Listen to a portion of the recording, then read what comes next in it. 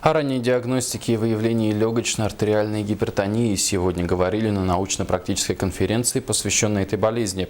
Количество больных с данным диагнозом в республике с каждым годом становится все больше и требует особого внимания не только со стороны работников здравоохранения, но и общественности для предупреждения болезни. Основной проблемой является сложное выявление и дорогостоящее лечение. Для оказания квалифицированной помощи больным медицинским организациям необходимы передовые технологии.